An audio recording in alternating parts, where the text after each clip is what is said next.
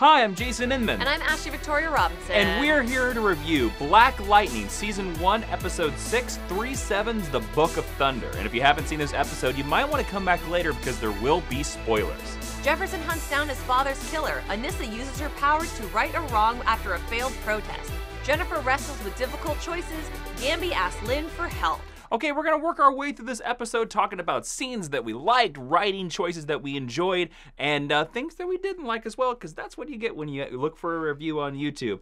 The opening of this episode, of course, is a direct response to the cliffhanger of last episode, where basically Jefferson was left in an alleyway with his ass beaten, and we find out that the cops have heard the reports that Black Lightning is laying in an alleyway. He's got his butt kicked, and they're heading there to arrest him, which I really enjoy. And I also liked that Gamby, his basic dad, his foster dad, his adopted dad, is the one that found him. I really enjoy that Gamby is always there to kind of protect Black Lightning. But to be honest with you, since we had a break with Black Lightning, I'd kind of forgotten that we had this cliffhanger too. Gamby is real sneaky. I also think it's interesting the business with the cops, because we're starting to see that even in Freeland, even with Henderson, who we know is a good guy, there's some shady business going on. When he goes and confronts his superior and is like, hey, how did you even know about Black Lightning in the first place? Yes. His phone is ringing and it says JT for Joey, whatever his last name. Two Tones, I think.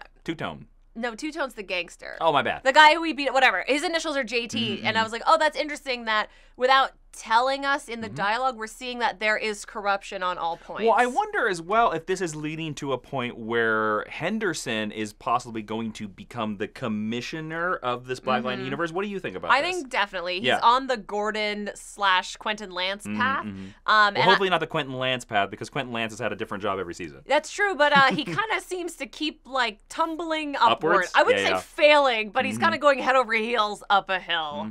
But I'd be all for Henderson in charge. Now, of course, we see Jefferson's wife, Lynn, does some healing on Jefferson in Gamby's little secret bat cave. We learn that Black Lightning heals twice as fast because of his metahuman powers. And to be honest with you, I really enjoyed this moment because there's a quick beat where Jefferson grabs her hands and says, I love having you here. And she blows up on him. She's not having it. And I thought this was a great choice for the writing and also a great choice for the actress as well, because I thought she pulled off this performance, because usually in most superhero stories, including cop stories where the hero goes out, they usually give this idea of the cliched wife who's like, I don't like that you work too much. Your true love is the city, not me.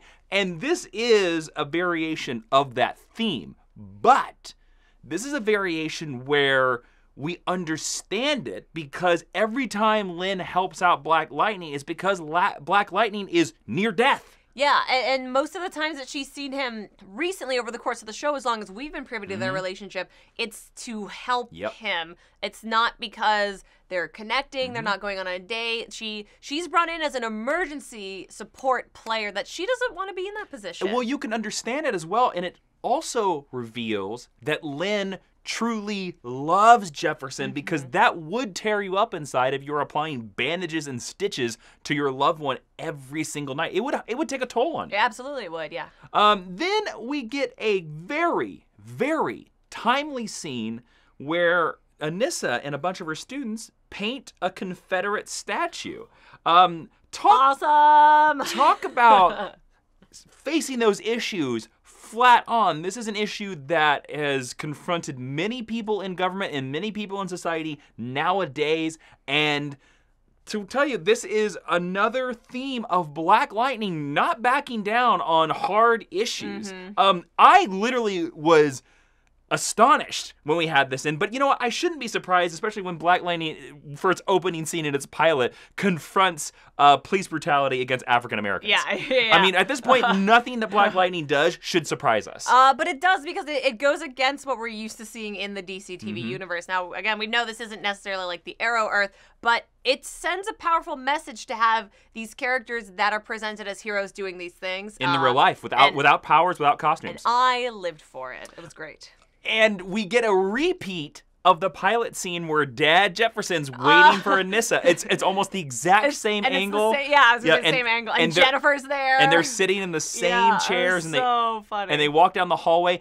And then, I do appreciate that the first thing Jefferson says when he sees Anissa is, "Are you okay?" Yep. He doesn't just lay into her. He checks in to make sure that she's good. But then Daddy Lightning does get after Anissa because he says one of the best lines, I think the best line of the entirety of Black Lightning Season 1, where he says, and I was paraphrasing this, I was writing it down really fast, "All it takes is for one cop to see your color and not your humanity." So Jefferson gets after her, and the CW tends to do this thing where parents will get after their kids because they did the bad thing, and it always comes down to an argument where the parent will never hear the child's side view, and the child will never understand the parent's side view. But Jefferson comes from this from an idea of safety. He was worried she was going to be shot. He even brings up the idea that you had guns. The cops would have just shot you. Yeah, even though they were water guns, because that is something that has happened. African-American children have been shot for playing with toy guns, and the way Black Lightning is able to pick these real-life moments and infuse them with such subtlety and such care is why it feels so grounded, even though there's a dude flying around with his little Iron with Man lightning hands. powers, with zappity powers, also, and a Dayglow suit. In the next scene with Anissa, you see, you actually pointed this out, in the background on her wall, she has one of the Women's March resistance posters hanging there, which is a very telling thing about her as a character, and I thought it was just a really cool detail I wanted to shout out before I forgot Yeah, because I spotted it on the wall, and one thing we've learned about Black Lightning so far is that Black Lightning doesn't do anything by accident. They make very deliberate choices, which I really appreciate from the show. Another deliberate choice they do, let's talk about how awesome Lynn is. Lynn, I believe, is her name still Pierce? I think so, yeah. I'm just going to say it's Pierce. I'm not 100% certain. Please let me know down in the comments if I'm wrong. Peter Gamby, Jefferson's father, and Lynn, probably the two closest people with a relationship to Jefferson Pierce. Lynn cements herself from being one of the best CW mothers on television because not only does she say to Peter Gamby, Jefferson had a real father. He taught him how to live on the streets. You taught him how to be Black Lightning. And then later on, when she's talking to Anissa comes and talks to her, Lynn realizes that something's up with Anissa. Lynn figures it out. And I just want to praise the actress here because not only is Lynn a character that's smart, and praise the writers of Black Lightning here, not only is this mother smart, she's not a cliche, she's loving. Very loving. She comes at this realization and this accusation from a viewpoint of love, whereas I would say if this was a scene with Moira Queen, Moira Queen would have probably accused Oliver of something. And we like Moira Queen. Oh, I love Moira Queen. But remember Moira Queen in Season 1 where she was trying to kill Oliver? So shout out to Christine Adams, who plays, according to the internet, Lynn Pierce. Lynn Pierce, so we are right there. But I think she is just great. And talking about other scenes that this show doesn't back down on. Remember Khalil? Yeah. Lovely Khalil, the upright, standing citizen of Freeland. He was going to go to the Olympics just like Jefferson Pierce. Yeah, we were all in on Khalil. He was a nice boy. I would have dated him myself. Yeah, he's cute. And now the Tobias Whale magic has been working on Khalil. And Khalil is angry and corrupt. And he has every right to be that. He suffered a terrible accident, and it is a tough situation for Jennifer to be in. It's a tough thing to quantify, especially when you're that young. Sorry to anyone who's that young in real life, but life is complicated. Life is tough and life is complicated. And Jennifer even says she gets a scene earlier with her sister, which I think was a nice beat where she get to say this with her sister, confab on the bed with a sister. She was like, I thought that dating Khalil would be going to prom and doing all this stuff. And she's like, now I realize that will never be. And Khalil has now, of course, because of Tobias Whale, has sort of become that white knight that has become now the Dark Knight because he is blaming everybody but himself for his situation. And particularly Jennifer, and that is spreading and Jennifer has really nothing to do with it. Really nothing, but they have a confrontation scene later where he says to her, I would have never been there, I would have never got shot. And you know, he probably would have come to that thought anyway. Sure. But it's sad to see this character who was so pure and so good clinging to that now. Well, I think it's interesting because I think the show is showing us the opposite of Jefferson Pierce. Like, Absolutely. we're seeing the corruption of a Alexander Pierce type character. Let's also talk about why the thing, I mean, we're talking about this, and we've said a lot of positives here. Think about the issues just covered in this episode. We have racism, of course, inherent in every episode of Black Lightning. But in this episode, we have social media bullying. Yeah. We have revenge. We have disabilities. Like, it is insane. The amount of very heady issues, national identity or statues covering the atrocities of the past.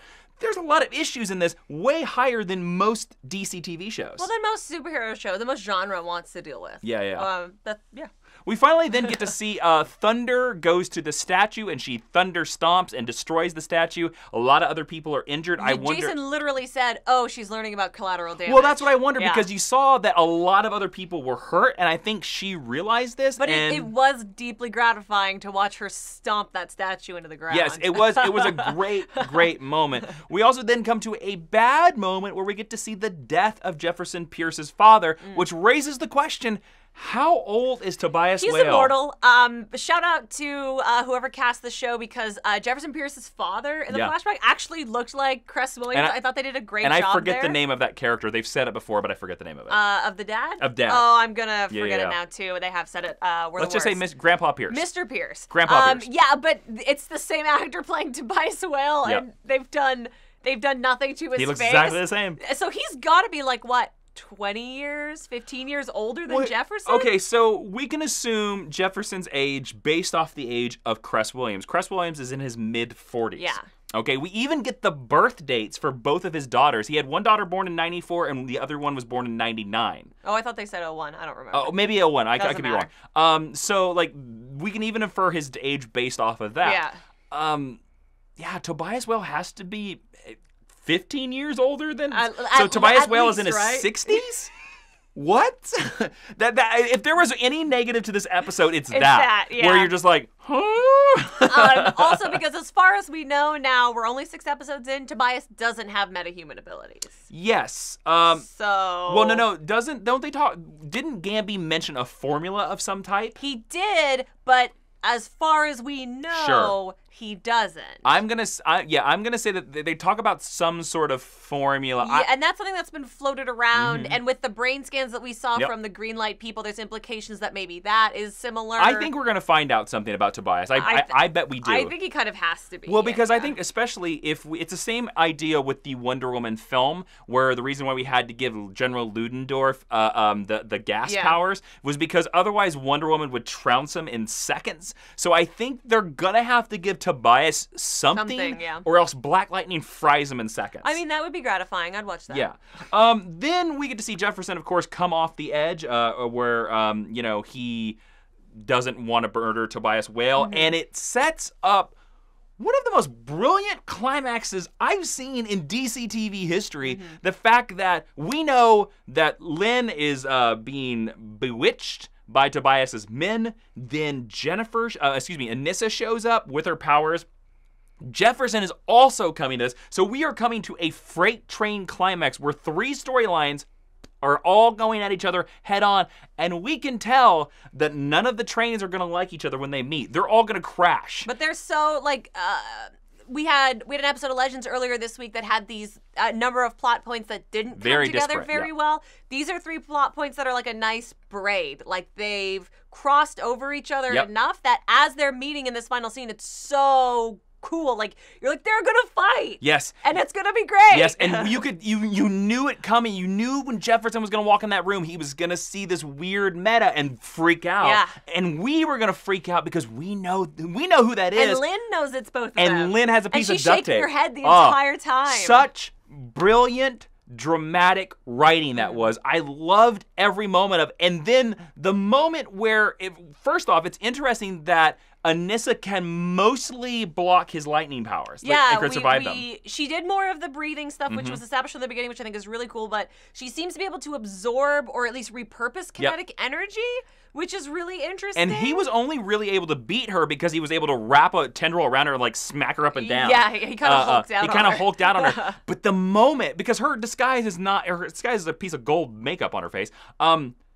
When Jefferson realizes it's her, he collapses. Yeah. And Cress gives this amazing, like, oh my God. And their final scene in the van where Lynn is just crying like crazy and Jefferson is freaking out. And then we get the reveal where Jennifer sees that her dad is Black Lightning. I was like, Anissa,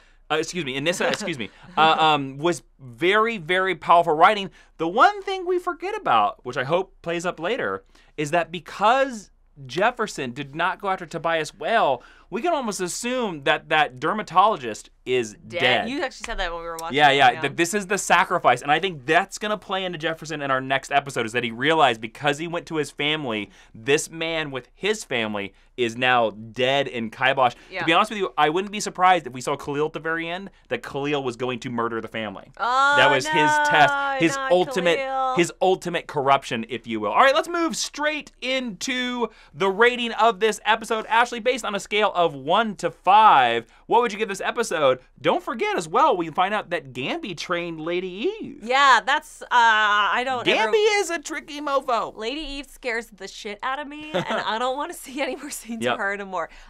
This episode of Black Lightning was awesome. It ramped everything up that we've been building towards in a big way.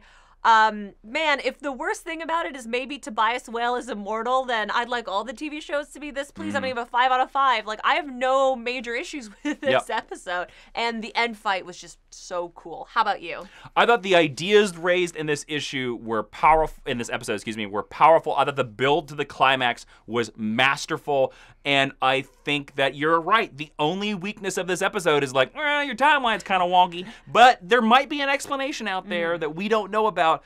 This is powerful television.